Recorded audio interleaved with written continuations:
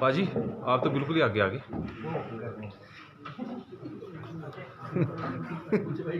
हैं कुछ बात नहीं पता। हाँ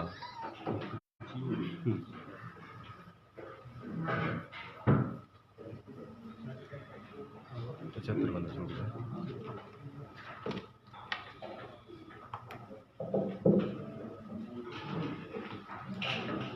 करो जी। हाँ जी हाँ जी हाँ जी। आज आप सबका मैं यहाँ वेलकम करती हूँ और जैसा कि आप सब जानते हैं कल हिमाचल प्रदेश के जो असेंबली इलेक्शंस होने हैं जिसके लिए हमारा स्टेट काफ़ी टाइम से ड्यू था, उनकी कल इलेक्शन कमीशन ऑफ इंडिया ने अनाउंसमेंट कर दी है और जो शेड्यूल है वो भी जारी हो गया है। तो आप सबकी जानकारी के लिए मैं बताना चाहूँगी कि जो हमारी गजट नोटिफिकेशन होनी है वो इसकी 17 तारीख को होगी, 17 अक्टूबर को, और अपना नॉमिनेशन देने की लास्ट डेट जो रहेगी वो 25 अक्टूबर रहेगी और जो इसकी स्क्रूटनी होगी वो 27 अक्टूबर को होगी और विड्रॉल की डेट जो रहेगी वो 29 अक्टूबर है और मतदान की तारीख 12 नवंबर को रखी गई है और मतगणना की तारीख 8 दिसंबर को है और निर्वाचन प्रक्रिया की संपन्नता की तारीख 10 दिसंबर है।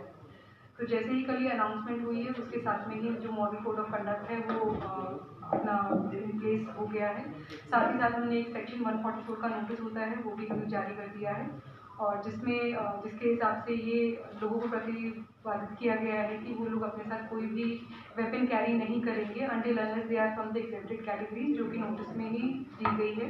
और क्योंकि ये एक आम जनता को दिए जाने वाला नोटिस है और एक इमरजेंट सिचुएशन में दिया गया है तो ये एक्स पार्टी ही इशू किया गया है।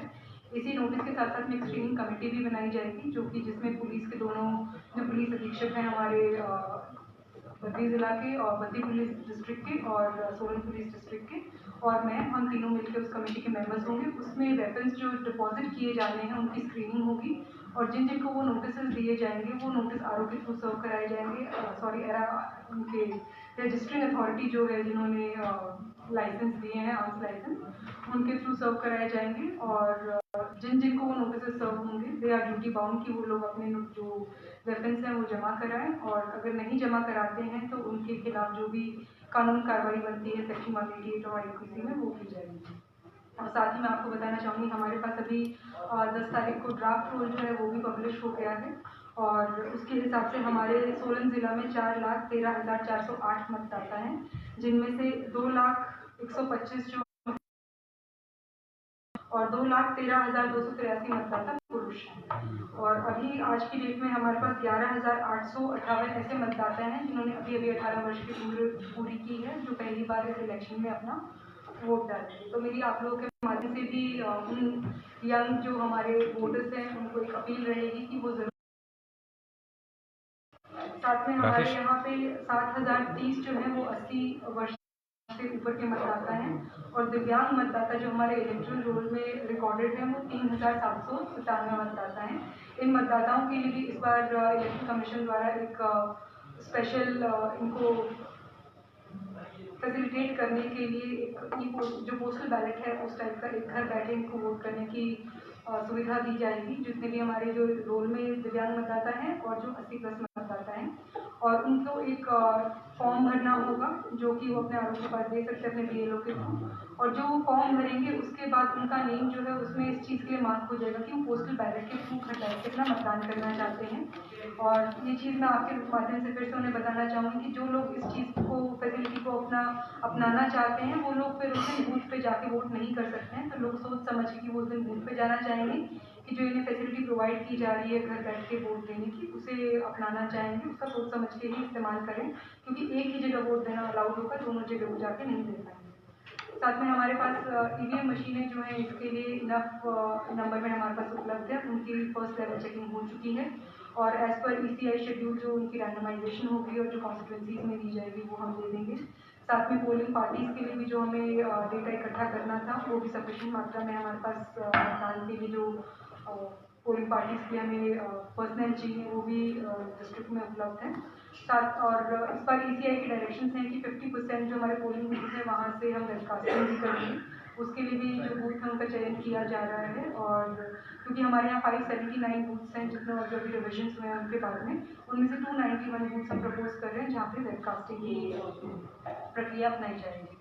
साथ ही हम हर जो विधानसभा क्षेत्र है उसमें जो कॉन्स्टिट्यूंसी हमारी, हर कॉन्स्टिट्यूंसी में 2 मॉडल मतदान केंद्र हैं जिन्हें हम मॉडल मतदान केंद्र के रूप में उन्हें सजाएंगे और प्रस्तुत करेंगे।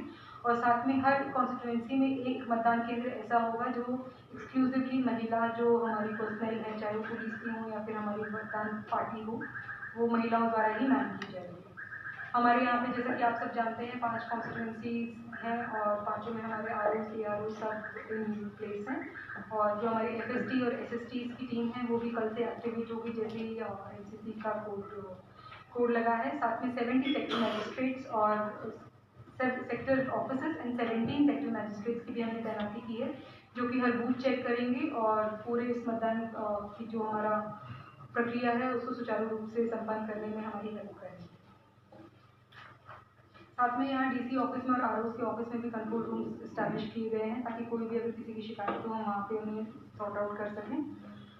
मतदान कर्मियों की नियुक्ति में 3 चीज़ें जो मेन देखी जाएंगी वो ये कि उन्हें वहाँ नहीं नियुक्त किया जाएगा जहाँ पे वो कार्यरत हैं, जहाँ उनका ऑर्डिनरी निवास करते हैं और जहाँ जो उनका गृह विधानसभा क्षेत्र है, और जो इनकी रैंडमाइजेशन के थ्रू इनकी पोस्टिंग की जाएगी। MCC का जैसा कि मैंने अभी बताया कल से लग चुका है हमारा कोड ऑफ कंडक्ट। इसमें जो भी है कोई भी नया काम सैंक्शन नहीं होगा। ऑनगोइंग वर्क्स जो हैं उनकी लिस्ट हमने डिपार्टमेंट से मांग ली है और सिर्फ वही काम कंटिन्यू किए जाएंगे जो कि ऑनगोइंग है, कोई भी नया काम चालू नहीं किया जा सकता है। और साथ में कुछ निर्देश जो हैं जो हमें कमीशन ने दिए हैं उन्हें पूरी तरीके से फॉलो किया जाएगा। आपके थ्रू में अगेन हमारे वोटर्स को और जो हमारे कैंडिडेट्स रहेंगे उन्हें भी मैं बताना चाहूँगी कि हमारे 3-4 ECI ने ऐप्स और पोर्टल्स उनके लिए डेवलप किए हैं। पहला है वोटर हेल्पलाइन ऐप, क्योंकि आखिरी डेट जो एडिशन होती है वोट की वो आपका जो नॉमिनेशन की लास्ट डेट होती है तब तक लिया जाता है और उसमें भी 7 दिन का पहले आपको ऑब्जेक्शन क्लेम पीरियड देखना होता है। तो अब कुछ ही दिन बचे हैं, अगर आप उस डेट से 7 दिन का दिन माइनस करते हैं तो अगर कोई भी हमारा वोटर ऐसा छूट गया है जो कि अपना जिनका लिस्ट में नाम नहीं है, अभी भी मेरी सबसे अपील रहेगी कि वो लोग अपनी वोटर लिस्ट ज़रूर चेक करें। गलती से भी अगर कहीं आपका नाम डिलीट हो गया या छूट गया हो तो अभी भी आपके पास पीरियड है कि आप ऐड करा सकें। स्पेशली जो अभी नए बच्चे जो 18+ हुए हैं उनके लिए कट ऑफ डेट 1 अक्टूबर 2022 की है। जो भी वोटर 1 अक्टूबर से पहले अगर 18 साल का हो गया तो अपना नाम इसमें जुड़ा सकता है, तो वो लोग भी अपना नाम जुड़ाएं। अब कुछ ही दिन इसके लिए बाकी रहे हैं तो इसके लिए आगे आप बढ़ चढ़ कर आएँ। इसमें आप अपने BLO के पास भी अपना फॉर्म दे सकते हैं, अदरवाइज वोटर हेल्पलाइन है जिसमें भी आप ऑनलाइन अपना नाम जुड़ाने की प्रक्रिया पूरी कर सकते हैं। इसके अलावा एक C-विजिल ऐप है, अगर कोई भी MCC से रिलेटेड वॉयलेशन होती हुई पाई जाती है तो C stands for the citizen, तो इट्स फॉर सिटीजन विजिलेंस। तो अगर कोई भी सिटीजन शिकायत करना चाहता है कि कहीं भी MCC की वॉयलेशन हो रही है, चाहे वो किसी को कैंडिडेट द्वारा की जा रही हो, पार्टी द्वारा की जा रही है, सरकारी तंत्र द्वारा की जा रही हो, तो वो वहाँ वो शिकायत उसकी दे सकते हैं और एक बहुत ही टाइम बाउंड मैनर में उसका वहाँ रिप्रेजेंट किया जाता है। साथ ही में जो हमारे कैंडिडेट्स होंगे उनकी सुविधा के लिए एक सुविधा पोर्टल ECI ने डेवलप किया है जो पिछली बार भी इलेक्शंस में यूज़ किया गया था। तो जितनी भी परमिशंस जो हैं, चाहे वो रैली की हो या फिर व्हीकल परमिशंस हो, जिस प्रकार जो भी परमिशन उन्हें चाहिए कैंडिडेट्स को अपने ROs से या फिर हमारे ऑफिस से, वो सारी परमिशन उन्हें सुविधा पोर्टल के द्वारा ही प्राप्त दी जाएगी। तो लोग वही उसी मेरे आपके थ्रू जो भी हमारे कैंडिडेट्स रहेंगे उनसे भी ये आह्वान रहेगा कि वो ज़रूर उस पोर्टल का ही इस्तेमाल करें। ऑफलाइन इस बार कुछ भी नहीं किया जाएगा, सारी जो सुविधाएँ हैं उसी पोर्टल के द्वारा दी जाएंगी। और अगेन मैं आपके थ्रू रिक्वेस्ट करना चाहूँगी कि 12 तारीख को जो हमारा मतदान होगा 12 नवंबर को, उसमें लोग बढ़ चढ़ कर हिस्सा लें और इस पर्व को सक्सेसफुल बनाएं और अपना जो प्रतिनिधि है उसे चुन के भेजें ताकि आपकी जितनी भी इच्छाएं हैं वो आगे सरकार के सामने में रख सकें। Thank you so much. Ma'am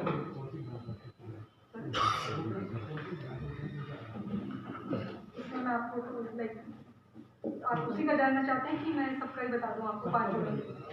Arki में हमारे वोटर हैं 94,888, नालागढ़ विधानसभा क्षेत्र में है 90,779, दून में है 70,759, सोलन में है 85,788 और कसौली में है 68,269। मैम, जो 80 साल के मतदाताओं को जो फॉर्म दिए जाना है, जी, वो कहाँ से कलेक्ट करेंगे?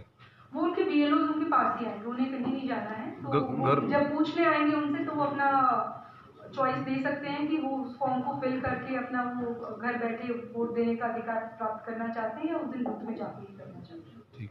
कंट्रोल रूम का नंबर क्या होगा? कंट्रोल रूम का नंबर सबसे ज़्यादा वोटर हम 2-3 नंबर है हमारे, 201791 220191। ये हम आपको वैसे इसकी कॉपी भी देंगे, उसमें सारी चीज़ें इंक्लूडेड हैं, जो मेन बात है ना। उसमें सारा डेटा जो अभी मैं आपके साथ शेयर कर रही हूँ हमारे प्रेस नोट में इंक्लूडेड है, तो आप उसमें से भी नया वोटर है उसको कितने दिन का टाइम है? कितने दिन का टाइम है अपना वोट ऐड कराने के लिए। तो ये आपकी जो आखिरी दिन होता है नॉमिनेशन का, वो आखिरी दिन वैसे गिना जाता है कि उस दिन तक ऐड होते हैं, रिविजन्स होते हैं हमारे इलेक्टोरल रोल में। और उससे जैसा मैंने बताया कि 7 दिन पहले तक क्लेम एंड ऑब्जेक्शन का 7 दिन का क्लियर पीरियड देना होता है। तो क्योंकि वो तारीख 25 अक्टूबर है हमारी आखिरी दिन की, तो 17-18 तक ही इनके फॉर्म्स लिए जाएंगे, तो 2-4 दिन का ही पीरियड बचा है। तो वो ज़रूर अपने BLO के थ्रू या फिर जैसा मैंने बताया घर बैठे वोटर हेल्पलाइन पे भी कर सकते हैं। 2-4 ही डॉक्यूमेंट्स चाहिए, उन्हें age proof and address proof देना होता है। मतलब परसों तक ही कर पाएंगे? जी, परसों शाम तक वो अपना जरूर देंगे। मैम, कई मतदान केंद्र ऐसे होते हैं कि कोई सभी छोड़ गए, कहीं ऊपर नीचे है, तो वहाँ पे जो जाने वाले लोग हैं, कहीं विकलांग हैं, उनको इस बार दिक्कत होती है। हमने कोशिश पूरी की है कि कोई भी सेकंड फ्लोर में ना हो, सारे हमने ग्राउंड फ्लोर में ही ट्रांसफर किए हैं। साथ में वहाँ पे क्योंकि हमारा हिली एरिया है, तो अदरवाइज भी हम ग्राउंड की प्रोवाइड कर रहे हैं। बट जहाँ अगर किसी को भी ज़रूरत है, हम हर जगह वॉलंटियर व्हील चेयर्स की भी सुविधा प्राप्त दिलवाएंगे ताकि उन लोगों को किसी प्रकार की परेशानी न हो। मैम, इसमें कितनी संवेदनशील और अतिसंवेदनशील बात किया जाए, इसका भी आगे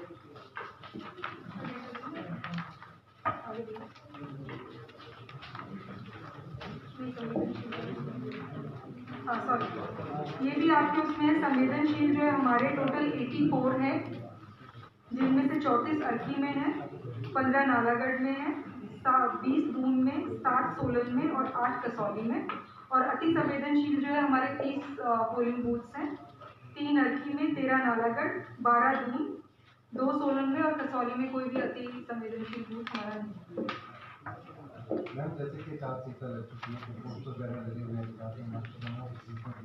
वो सारे उतार रहे हैं, हमारी टीम्स इसमें एक्टिव है। तो इसमें 24 आवर, 48 आवर एंड 72 आवर्स का हम रिपोर्ट भेजते हैं। तो आज पहली रिपोर्ट हमारी आज शाम को जाएगी।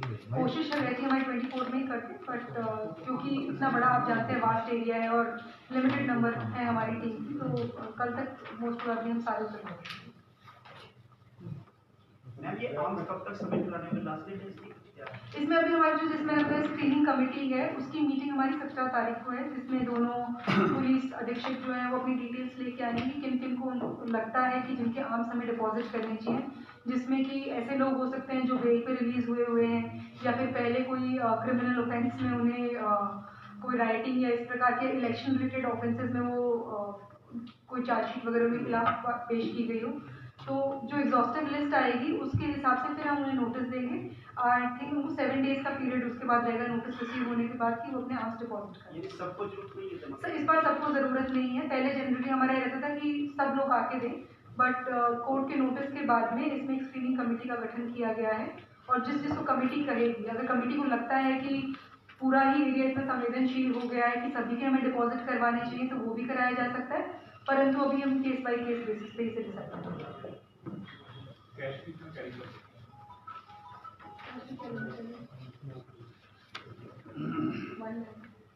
1 लाख तक है, उससे ज़्यादा भी अगर आपके पास पूरे अपने डॉक्यूमेंट्स हैं तो कैरी किया जा सकता है। बट अगर आपको FST SST कोई भी टीम इसमें कैच करती है तो आप अपना अगर उसे जस्टिफाई कर पाते हैं, मान लीजिए कुछ अपना सामान बेच के आया है, घर में शादी है, तो 1 लाख में चीज काम नहीं चलता है, तो कैरी करना इज नॉट एन ऑफेंस पर से, बस आप जस्टिफाई कर सके उस चीज़ को कि आप कैरी कर रहे हैं, कहाँ से लाए हैं और किसी भी इलीगल एक्टिविटी में वो इस्तेमाल नहीं। मैम, कोई खर्चा आया कि कितना पैसा खर्चा करेगी इस बार जो चुनाव? इस बार जो हमारी रिवाइज लिमिट है वो 40 लाख रुपीज़ की है, तो और जो रेट्स हमने डिसाइड करनी होती हैं डिस्ट्रिक्ट से, जो आइटम्स की रेट्स है वो भी पॉलिटिकल पार्टी साथ मीटिंग हो गई थी 12th को हमारी, और वो रेट्स की ऑलमोस्ट फाइनलाइजेशन पे। मैम, शराब की तस्करी रोकने के लिए क्या क्या इंतजाम किए गए हैं? शराब की तस्करी रोकने के लिए एक तो हमारे जो पुलिस के नाके हैं, दोनों पुलिस ने हमारे 16 तो बद्दी पुलिस ने लगाए हैं और 7 जो है हमारी सोलन पुलिस ने लगाए हैं। उसके अलावा हर एरिया में, स्पेशली क्योंकि नीचे हमारा सेंसिटिव एरिया रहता है, जो परवाणु लाइक कसौली का जो बॉर्डर है और Doon constituency and Nalagarh constituency के बॉर्डर्स जो है हरियाणा को लगते हैं, तो ज़्यादा पोरस एरिया वही है। तो वहाँ हमने 4 FSTs को डिप्लॉय किया है, जो कि रोटेशन में 2 नाके वो भी लगाएंगे, जिसमें मैजिस्ट्रियल पावर्स भी होंगी, कांस्टेबल भी होंगे उनके साथ में, और उसके अलावा हमारी फ्लाइंग स्क्वाड्स भी एक्टिव रहेंगी ऑल थ्रू द कॉन्स्टिट्यूंसी। और इसके अलावा अगर आप लोगों के पास भी कभी कोई टिप आती है, तो इवन आम जनता के पास भी कोई टिप है, तो they are most welcome to share with us, excise और इवन द पुलिस डिपार्टमेंट। इसके लिए मैं आपसे रिक्वेस्ट करूँगी।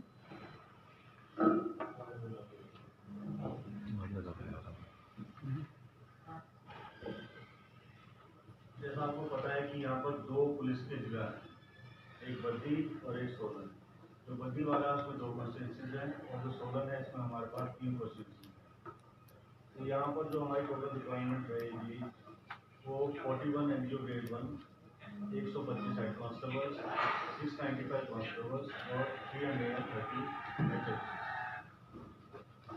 कुल मिला के लगभग 1200 के आसपास लोग हमें यहाँ पर नहीं